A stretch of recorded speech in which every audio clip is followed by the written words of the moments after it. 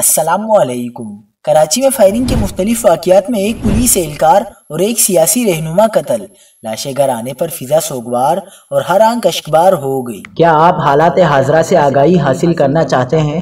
خبر کے پیچھے چھپے اصل حقائق جاننا چاہتے ہیں تو ابھی سبسکرائب کیجئے جلمل پاکستان کو اور ساتھ ہی گھنٹی کے نشان پر کلک کر دیں۔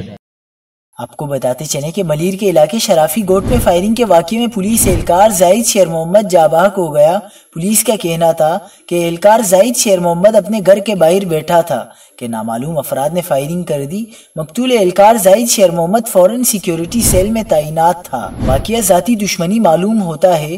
دوسری جانب کراچی کے علاقے اتحاد ٹاؤن عابد آباد میں فائرنگ سے پیپلز پارٹی کا مقامی رہنما جاں بحق ہو گیا۔ ایس ایس پی کے ایم آر ڈی کے مطابق نامعلوم موٹر سائیکل سوار ملزمان UC 31 کے نائب صدر پیپلز پارٹی رہنما شوکت حماد کو اپنے گھر کے سامنے گولیاں مار کر فرار ہو گئے۔ پولیس کے مطابق واقعہ ٹارگٹ کلنگ ہے یا پھر ڈکیتی کے دوران مزاحمت کا ہے۔